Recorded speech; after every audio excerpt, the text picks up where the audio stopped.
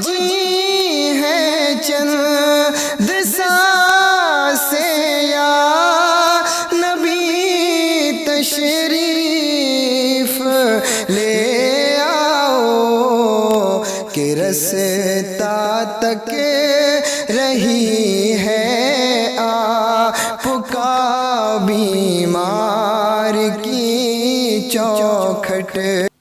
एक अल्लाह के पैगंबर हज़रत सुलेमान अलैहिस्सलाम, हज़रत सुलेमान अलैहिस्सलाम है, आपकी हुकूमत पूरी दुनिया पर थी। हवाओं पे भी हुकूमत थी, जिन्नात पे भी हुकूमत थी। जब कभी आपको कहीं सफ़र करना होता तो आप तख्त पे बैठते, हवाओं को हुक्म देते कि मेरे तख्त को फलां जगह पहुंचा दो। हवाएं उठाती और तख्त को लेके चलना शुरू कर देती। ये हुकूमत थी आपकी। जिन्नात आपके साथ होते थे, इंसान भी आपके साथ होते थे। एक दिन आप जब गुजरने लगे, आपका तख्त हवाएं अपने कांधे पे लेके चलने लगी। तवज्जो करना मेरी बात पे, मैं बताने लगा हूं माँ बाप क्या होते हैं। आप कांधे पे हवा के सवार होके चलने लगे तो हवा आपके तख्त को लेकर के जब मुस्तफ़ा के मदीने के ऊपर से गुजरी ना, आपने फरमाया हवा जरा तख्त को नीचे उतार दे।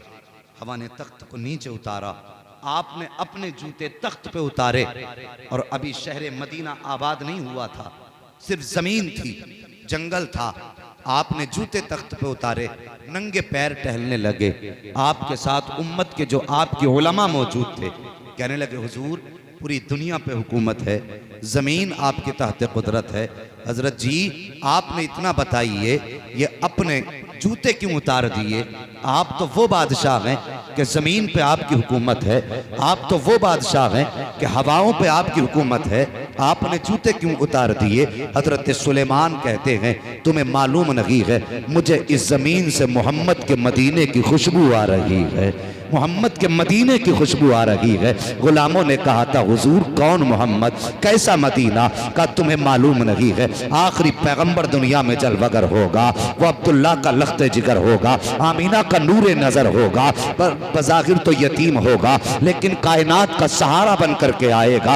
वो पैदा मक्के में होगा लेकिन इस शहर को आके आबाद करेगा। का उस शहर से मुझे आज भी इस मिट्टी से मोहम्मद के कदमों की खुशबू आ रही है और मैंने जूते उतार करके कयामत तक आने वाले मुसलमानों को बता दिया है, ओ दुनिया वालों जब भी मुस्तफा के मदीने से गुजरना हो, यहाँ जूते पहन के ना गुजरना बल्कि जूते उतार के मुस्तफा के शहर का अदब करके जाना। ये हजरत सुलेमान है। आपने मदीना शरीफ से फिर सफर शुरू किया। सफर करते करते समंदर के किनारे पहुंच गए। जी बेशक समझ में आ रही है जी, बात समझ में आ रही है आपके? सफर शुरू किया, हवा लेके चली समंदर के किनारे से। तख्त जब गुजरा आपने देखा समंदर में से मौजें उठ रही हैं, बहुत तेज की मूंजें। अल्लाह के नबी की नजर पड़ी, फरमाया हवा तख्त किनारे पे उतार दे। हवा ने तख्त किनारे पे उतारा। आपकी चूंकि गुलामों में जिन्नात भी थे, आपने जिन्नात की तरफ देखा है कोई जो समंदर की तह में जाए और जाके ये पता लगाए कि ये मौजें कहां से आ रही हैं। जी एक जिन्न था, उसने कहा हुजूर मैं तैयार हूं। छलांग लगा दी समंदर, तह के अंदर जाने लगा। वापस आया थोड़ी देर के बाद, आपने फरमाया क्या हुआ? कहने लगा हुजूर मैं नीचे गया था, मैंने देखा समंदर में एक महल मौजूद है, उस महल के चारों तरफ ये मौजें घूम रही हैं। जी मेरी हिम्मत ना हो सकी मैं उसके करीब जा पाता। गौर करें, ये जिन्न है जिसको अल्लाह ने बेहिसाब ताकत अता फरमाई। ये कह रहा हुजूर मुझ में हिम्मत न थी मैं उसके पास जा पाता। फिर आपने अपने गुलाम की तरफ देखा जो इंसान है, नाम आसिफ बिन बरखिया है। देखने के बाद फरमाया क्या तुम जा सकते हो? उन्होंने कहा हुजूर अगर हुक्म दें, ये तो समंदर है, मैं तो आग के अंदर छलांग लगा सकता हूं। ये होते हैं आशिक और ये होते हैं गुलाम। अगर पीर कह दे तो फिर छलांग लगा दो, अगर पीर के कहने पे बंदा समंदर में छलांग लगा दे तो फिर डूबा नहीं करते हैं बल्कि डूबने वाले भी किनारे लग जाया। बेशक यही बात। आशिक था, छलांग लगा दी। हजरत आसिफ बिन बरखिया ने गए, थोड़ी देर के बाद आए, आके कहने लगे हुजूर समंदर के अंदर जो महल है काफ़ी भारी है, मैं उसके चारों तरफ घूम के आया हूँ, कोई दरवाज़ा नहीं है उसमें, अगर आप मेरे साथ को जिन्नात को भेज दें हम उसे बाहर निकाल के ले आएंगे। कितनी बड़ी ताकत कि आप जिन्नात भेज दें हम उसे बाहर निकाल के ले आएंगे। आपने जिन्नात की जमात की तरफ देखा, जो ताकतवर थे कहा जाओ आसिफ बिन बरखिया के साथ चले जाओ। वो जिन्नात उठे और आसिफ बिन बरखिया के साथ समंदर के अंदर गए और जाकर के उस महल को उठाया, किनारे पे ला के रख दिया। अल्लाह के नबी हजरत सुलेमान ने चारों तरफ चक्कर लगाया, कोई रास्ता ना था, हैरत में थे, या अल्लाह ये क्या मामला है। हाथ उठाए, या अल्लाह इस महल का रास्ता खोल दे, मैं देखना चाहता हूँ इसके अंदर क्या है। हजरत सुलेमान की दुआ कबूल हुई, उसका दरवाज़ा खुला, अंदर तशरीफ लेकर के गए। क्या देखते हैं, एक जवान बैठा हुआ है, आंखें बंद हैं, रब पे जिक्र इलाही है, लब पे जिक्र इलाही है, अल्लाह का नाम ले रहा है, अल्लाह की इबादत में मसरूफ है। आपने जाके सलाम किया, जैसी सलाम किया है उस बंदे ने भी आंख नहीं खोली है, बल्कि आंख खोलने से पहले उसने जवाब दिया और कहने लगा, ए अल्लाह के नबी यहाँ कैसे आ गए हो। अल्लाह अकबर। हजरत सुलेमान ने इतना सुना, कहते हैं जवान बता तो सही तुझे मेरा नाम किसने बताया है। जवान कहता है जिसने तुमको मेरा पता बता दिया है उसी ने मुझको तुम्हारा नाम भी बता दिया है। उसके बाद हजरत सुलेमान ने कहा था, जवान बता तो सही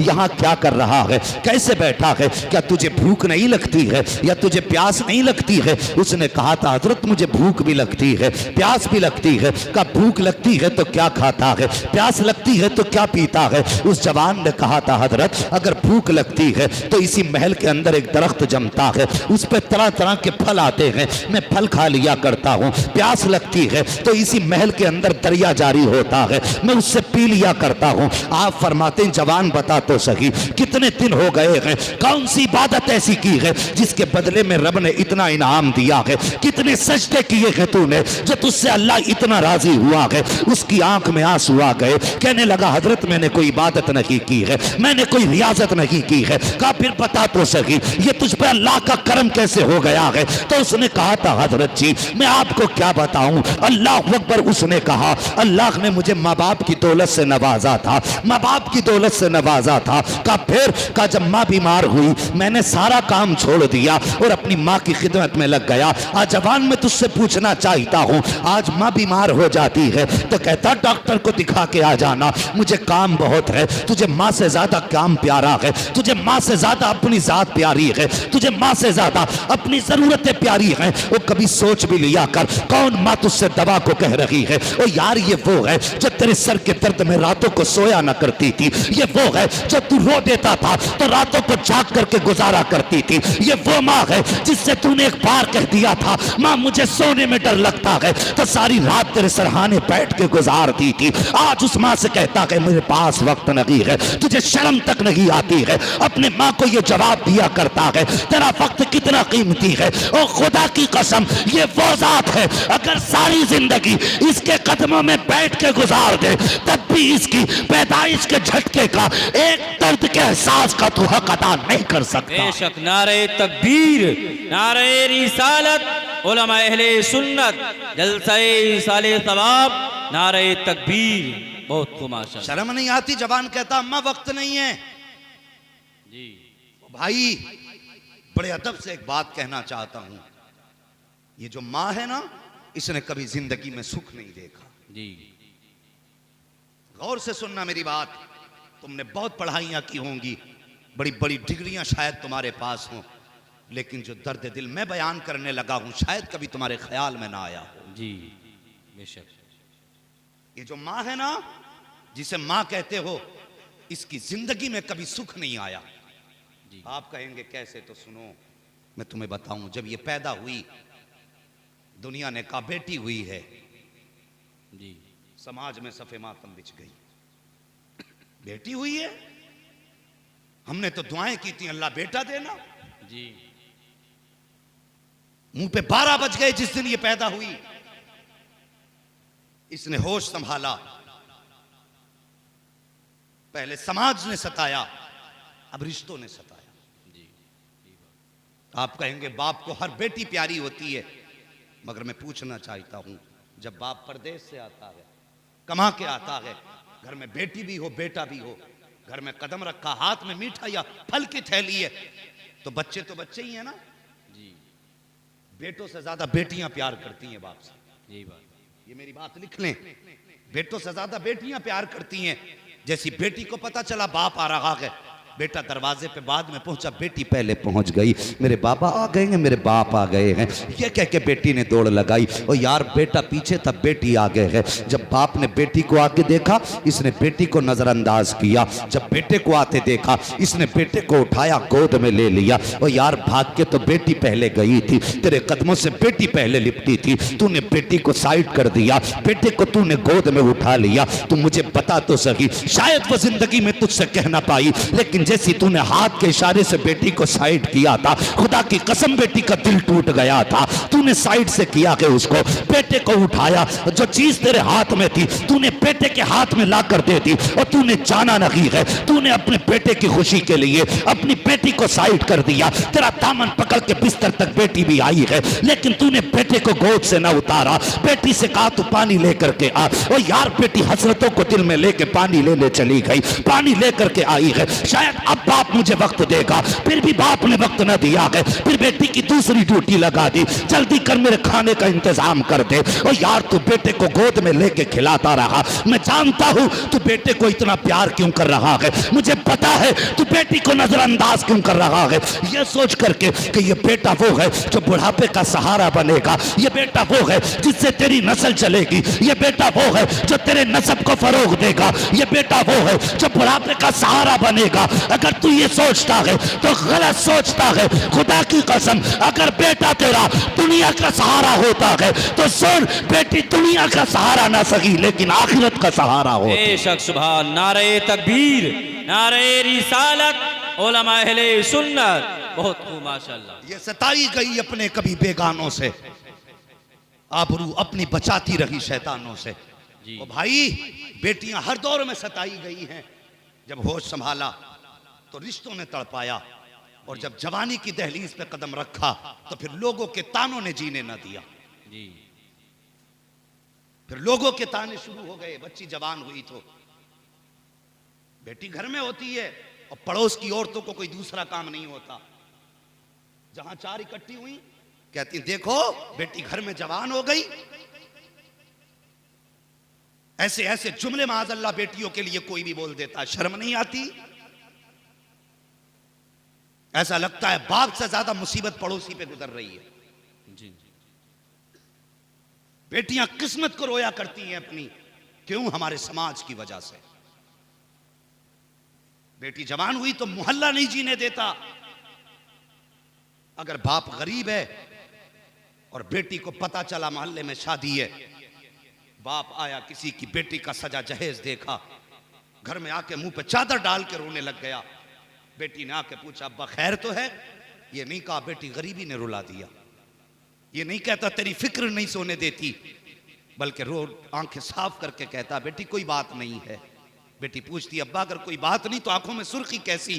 कहता बेटी तबीयत खराब है। अल्लाह अकबर, बेटियां नादान नहीं होती हैं, और खुदा की कसम तेरी नब्ज पकड़ के बता देंगी कि बाप को किस चीज ने रुलाया है। जी। हजार झूठ बोलो, बेटियां समझ जाती हैं। बाप की सुर्ख आंखें देखी तो तुम्हें क्या लगता है बेटी चैन से सो पाई होगी? फिर बेटियां जाकर के कमरे में अकेली रोया करती है। किस दौर में बेटियों को सुख दिया गया? फिर समाज ने सताया, फिर रिश्तों ने रुलाया, फिर शादी के गम ने सताया, और यार जब निकाह करके आई शोहर की जिंदगी में, फिर ससुराल वालों ने सताया। जी। ये सारे गम सहती रही। एक दिन खुदा ने इसकी गोद में चांद सा बेटा दे दिया। मेरी बात सुनना जो मैं कहने लगा हूं। इतने गमों को पार करने के बाद खुदा ने चांद सा बेटा इसकी गोद में दिया। माँ ने बेटे का चेहरा देखा, सारे गम भूल गई। ये हसरतें जागी कि अब जिंदगी में सुख ना मिला, बेटे की जिंदगी में चैन कर लूंगी, बेटे की जिंदगी में आराम मिल जाएगा, बेटे की जिंदगी में राहत मिलेगी। और यार कितनी हसरतें माँ की तेरी जिंदगी से वाबस्ता थी, कितनी ख्वाहिशें माँ की तेरी जिंदगी से वाबस्ता थी। कौन से ख्वाब माँ ने तेरे साथ न सजाए थे? कौन सा ख्वाब ऐसा था जो माँ ने तुझे छोड़ के देखा था? क्या माँ के दिल में यह ख्याल न था कि बेटा जवान होगा मेरी ज़रूरतें पूरी करेगा, परदेश से आएगा मेरी ख्वाहिशें पूरी करेगा। ओ यार, जो जवानी की दहलीज पे तुझे ये सोच करके लाई कि ये बेटा मेरा सहारा बनेगा, जब जवानी की दहलीज पे पहुंचने के बाद यही बेटा माँ को ताने दे के कहता है कि चुप रहा कर, तेरे खर्चे उठाऊं या अपने बच्चों के खर्चे उठाऊं, तो खुदा की कसम माँ के दिल पे बिजली गिर जाया करती है। ओ जवान, तुझे किसने बता दिया कि अमीर माँ से छुपा के हुआ जाता है, बाप से बचा के अमीर हुआ जाता है?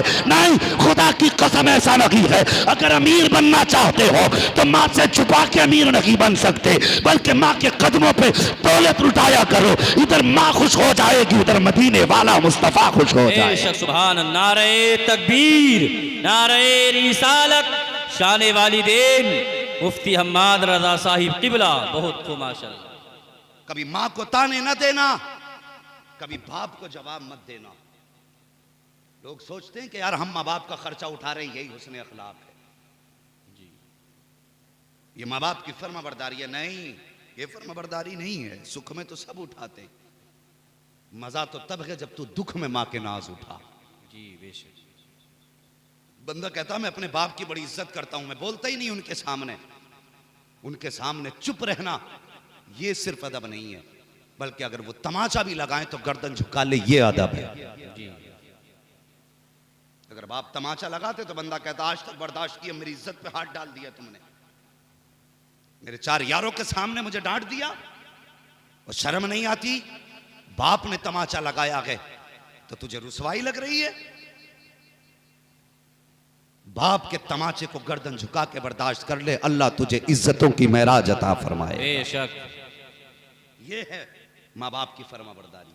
तवज्जो करें, हजरत सुलेमान कहने लगे बता यहाँ किस सजदे और किस इबादत के जरिए पहुंचा? कहने लगा हुजूर कोई इबादत नहीं, कोई सजदा नहीं। कहा फिर?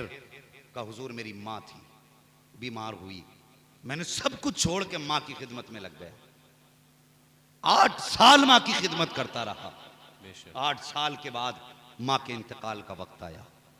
माँ ने अपने हाथ उठाए, कहने लगी बेटे 8 साल मेरी खिदमत तूने बेहिसाब की है, आज खिदमत की बदले में मुझसे फल ले ले, मेरे सीने से लग जा। ओ यार, माँ माँ होती है, जाते जाते भी औलाद की फिक्र सताती है जी, मरते मरते भी औलाद का गम सताता है माँ बाप को। ये रिश्ते होते हैं इनके साहिब, ये इनका प्यार होता है। अपनी फिक्र नहीं, दम घुट रहा हो फिक्र औलाद की होती है। और कभी किसी माँ बाप वाले परदेसी से पूछना, ओ यार तुम परदेश रहते हो, तुम्हारे सर में दर्द हो, 7 समंदर पार हो, हिंदुस्तान की जमीन पे माँ को पता चल जाता है मेरा बेटा बीमार है जी। ये रिश्ता होता है माँ बाप का औलाद से। कभी देखना, कभी बूढ़े माँ बाप देखो, तुम्हें अक्सर बड़े मिल जाएंगे इधर उधर, इसलिए कि इस दौर में माँ बाप की इज्जत करता ही कौन है। दिन भरते हैं माँ बाप के दिन। कभी देख लेना, अगर बूढ़े माँ बाप के साथ औलाद ने कितना भी बुरा किया हो, रात में अगर बूढ़ी माँ की आंख खुल जाए, बेटा परदेश में हो, चाहे कितने दुख में माँ हो, हाथ उठाती है तो ये नहीं कहती अल्लाह मुझे ताकत दे दे, अल्लाह मुझे सेहत दे दे, अल्लाह मुझे शिफा दे दे। रात को आंख खुलती है, माँ के हाथ उठते हैं, कहती या अल्लाह मेरी तो खैर है, मेरे बेटे को सलामत रखना जी। बेशक ये माँ होती है, ये इसका प्यार होता है। अल्लाह अकबर। जवानों, माँ से दुआएं लिया करो।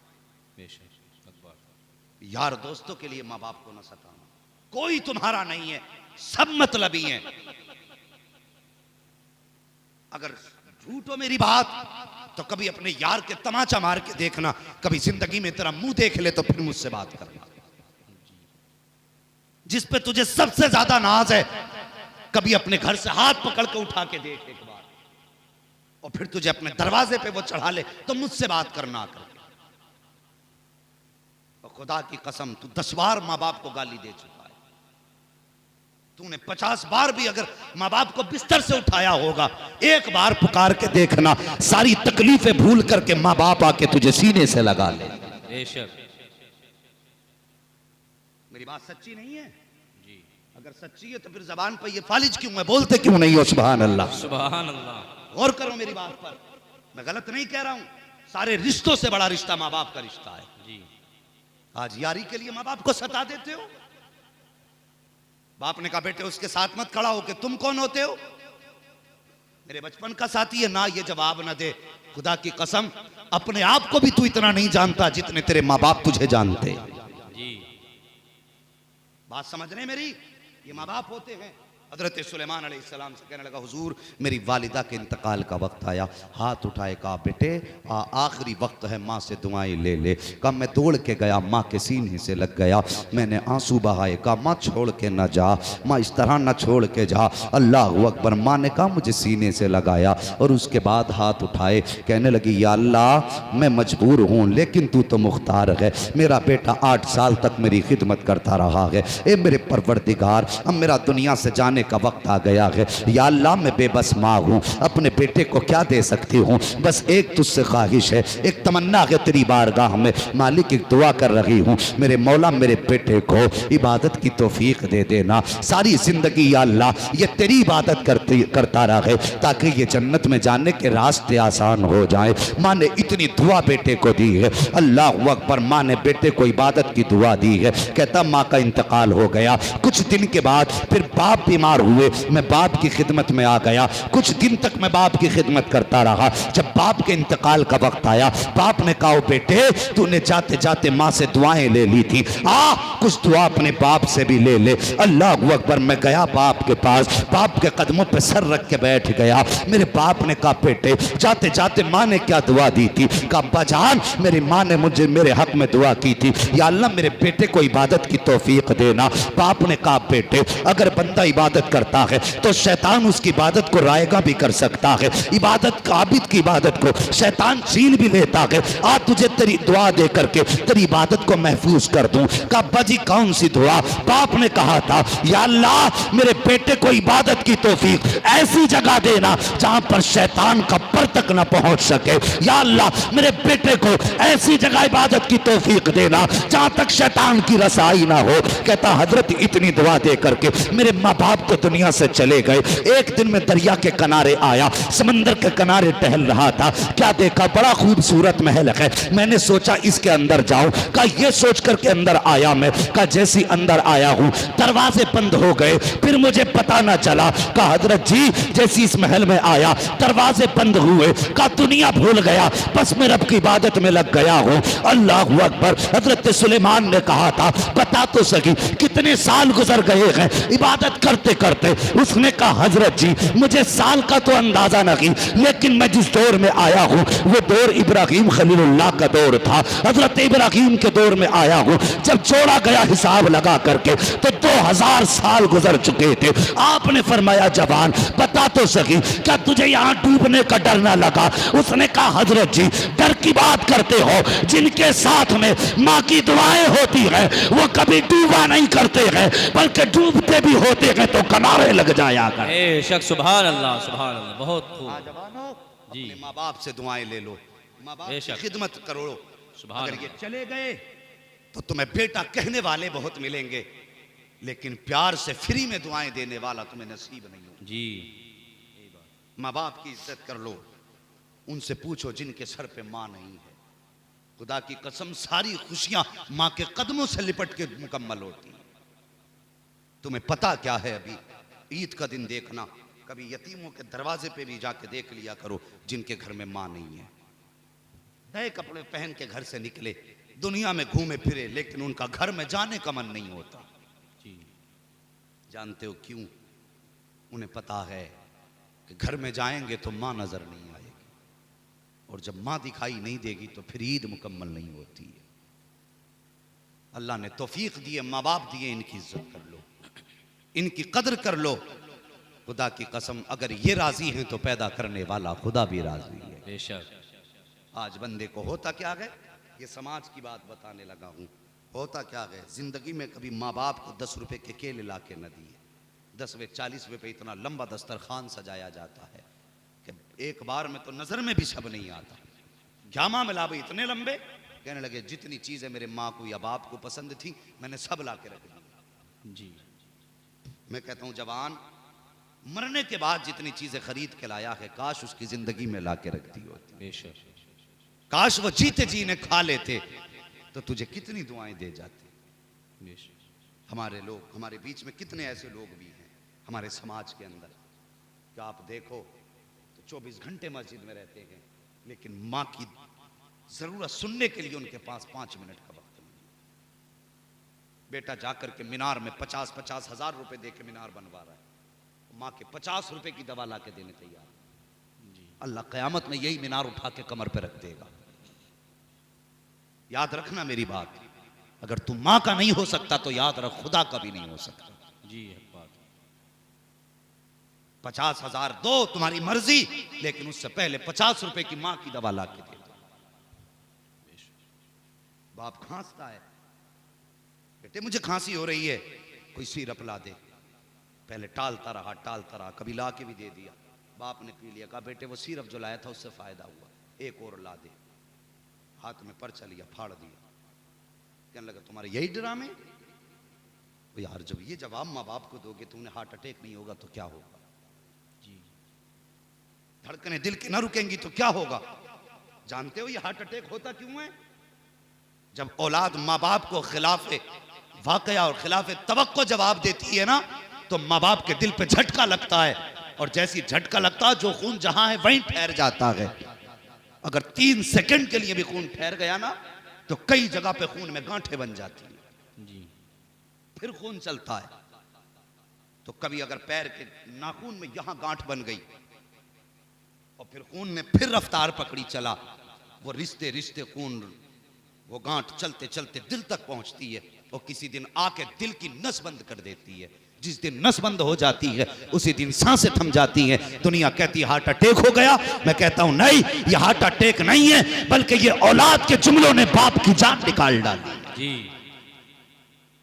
मेहरबानी करो, कभी माँ बाप को उल्टे सीधे जवाब न दिया करो, माँ बाप का दिल न दुखाया करो। अगर इनका दिल टूटा तो रब रूठ जाए। बेशक फरमाया गया अगर तुझे ये पता करना है तेरा रब तुझसे राजी है कि नहीं, फरमाया सुबह उठ बाप का चेहरा देख ले, अगर बाप राजी है तो समझ ले तुझसे खुदा भी राजी है। बेशक हाँ, अगर तुझसे बाप राजी है तो समझ ले तुझसे खुदा राजी है, और अगर बाप नाराज है तो तुझसे खुदा भी नाराज है। खुदा रा मेहरबानी करो, माँ बाप की इज्जत कर लो, कद्र कर लो। ये बातें उनके लिए थी जिनके माँ बाप जिंदा हैं, और जो लोग ऐसे हैं जिनके माँ बाप दुनिया से चले गए, और वो चाहते अब हम क्या करें, माँ बाप तो चले गए, अब ये बरकतें कैसे हासिल करें। फरमाया गया अगर माँ नहीं है तो माँ की जगह पे खाला की खिदमत करो, अल्लाह ताला तुम्हें माँ की खिदमत का सवाब अता फरमाएगा। बेशक अगर बाप नहीं है, फरमाया गया बाप की जगह चचा की खिदमत करो, जब बाप की जगह चचा की खिदमत करोगे अल्लाह तुम्हें बाप की खिदमत का सवाब अता फरमाएगा। बेशक लेकिन हमारा समाज एक हंगामे महशर हो तो भूलूं उसको, सैकड़ों बातों का रह रह के ख्याल आता है। जी मुफ्ती साहब इधर भाई का इंतकाल हुआ, उधर चचा की नियत भाई की जायदाद पे पड़ जाती है। अब वो चाहता है कि कब और कैसे इसमें से मैं हड़प लूं। कितनी बेवाहों को देवरों ने घर से निकाल दिया, उनके बच्चे सड़कों पे फिरते रहे, क्यों? ताकि भाई की जमीन मुझे मिल जाए। वो भाई किसी की जमीन हड़प कर माना कि दुनिया में 4 दिन जीतेगा, लेकिन तुझे पता इसका अजाब कितना बड़ा है। आज जमीनों पे जाके देखो लठ चल जाती है, पूरे खेत में कुछ नहीं होता, मेड़ कुरेद गया। जी ये बात खेत छोड़ देगा, मेंढ पे ही बैठेगा जाके, धोरे खोद रहा। मैंने देखा जो मुसलमानों के खेत है ना, उनमें मेंढों की बटियां बना दी, आदमी चल नहीं सकता।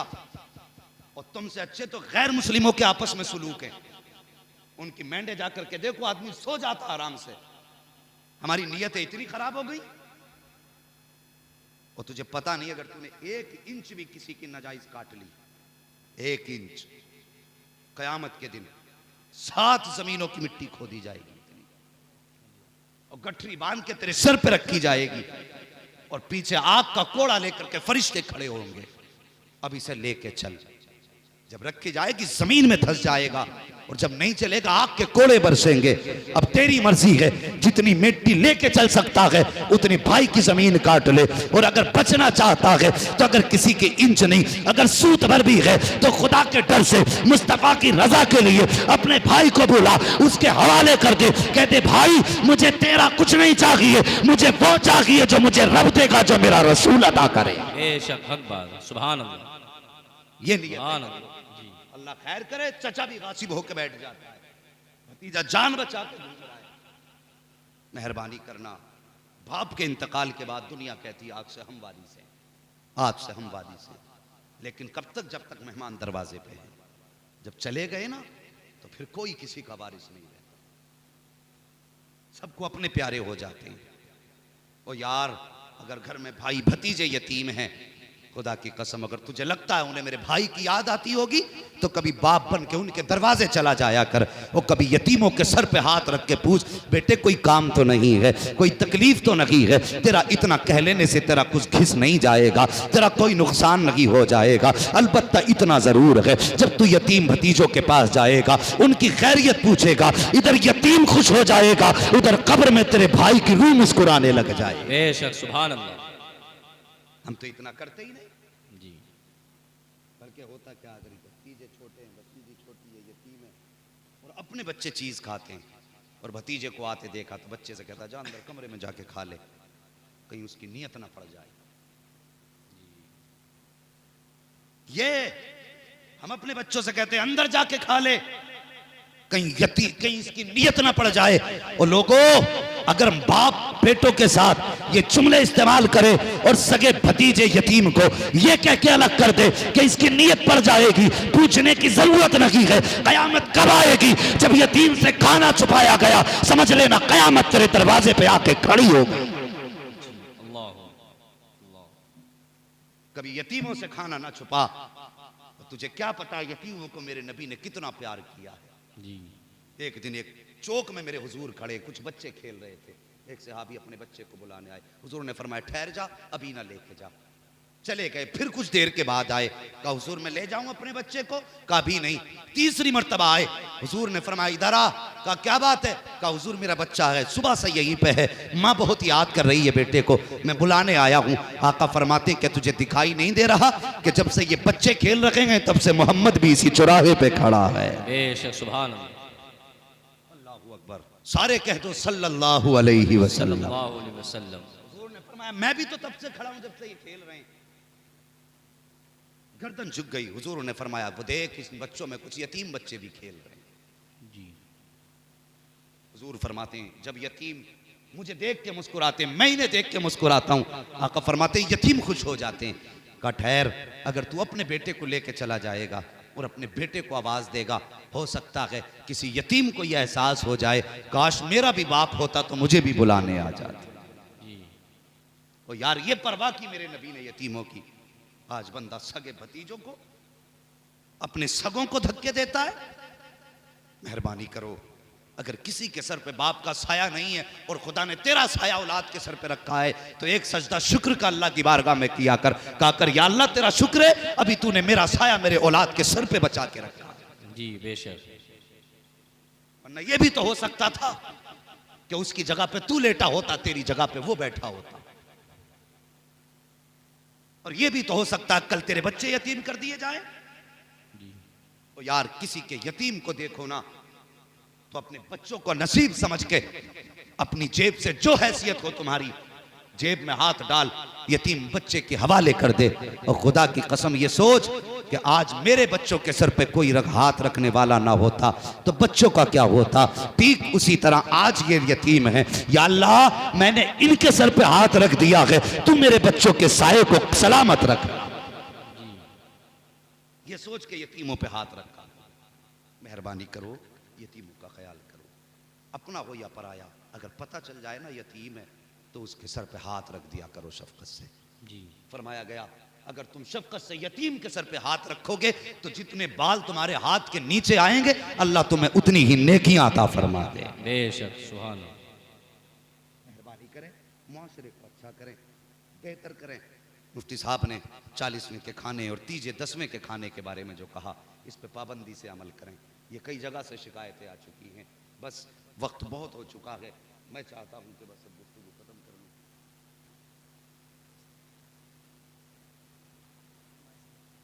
हमारे भाई की फरमाइश है कि थोड़ा सा एक वाक़या इमाम अली मकाम के ताल्लुक से भी कुछ उनकी शान में बयान हो जाए। अभी थके तो नहीं आप लोग? जी अल्लाह सलामत रखे। जो बैठे हैं ना, अगर माँ बाप नहीं है तो कब्र पे जाके सलाम करना, कहना माँ दुनिया सो रही थी, तेरे दूध का कमाल था, मैं पूरी रात नबी का जलसा सुन के आया। बेशक सुभान। हाँ, यकीनन ये अच्छी तरबियत का नतीजा है। गौर करें मेरी बात पर, माँ बाप की इज्जत करो, यतीमों का ख्याल करो, लोगों के हक दो। बंदा ब्याज और सूद पे कमाने पे डटा पड़ा यार, बड़े शर्म की बात है जी, बड़े शर्म की बात है। उम्मती व मुस्तफ़ा का और सूद ब्याज का काम करे, डूब के मर जाना चाहिए जी, सही बात। डूब के मर जाना चाहिए। मेरे नबी ने तो यहां तक फरमाया, लोगों किसी की इजाजत के बगैर उसका एक दाना ना खाओ। एक दाने की इजाजत नहीं हमारे इस्लाम ने दी हमें। जिसने फजूल खर्ची का इतना ख्याल रखा मजहब ने कि तीजे 40 माह का फजूल का खाना ना जायज कर दिया, वो किसी का सूद के खाने की इजाजत कैसे दे जी। बहुत बड़ा गुनाह है ये, जानते हो। ये तौबा से भी आसानी से माफ नहीं होगा। जिनका लिया है जब तक उनसे माफी ना मांगो जी, या लौटा नहीं दोगे या माफ ना करा लोगे। जिसका जायज लेके फालतू लेके खा चुके हो वो तुम्हें लौटाना पड़ेगा। कयामत में कितना सख्त अजाब है जानते हो। अगर किसी का 1 रुपया तुमने ले लिया है, 1 पैसा, उसके बदले में 500 ऐसी नमाजें ली जाएंगी जो कबूल हुई होगी। अगर कोई बंदा ये सोच रहा मुझ पे तो कोई टेंशन ही नहीं, मैंने तो पढ़ी ही नहीं है, तो लिया क्या जाएगा। तो ये भी सुन ले, अगर किसी बंदे के नाम अमाल में 50,000 नमाजें हैं और मकबूल, सब नहीं, मकबूल नमाजें, 1 पैसे के बदले में 500 नमाजें गई, इसी हिसाब से 50,000 नमाजें थी, खत्म हो गई, कर्जा भी बाकी रह गए जी। फिर क्या होगा? फरिश्ते कहेंगे अल्लाह नमाज ही खत्म हो गई, हुक्म होगा जिसका कर्जा इसके गुनाह इसके नाम अमाल में ठोको। अब उसके गुनाह इस पे लादे जा रहे। और यार ये उस जगह की बात है जहां कोई एक नेकी देने तैयार नहीं है।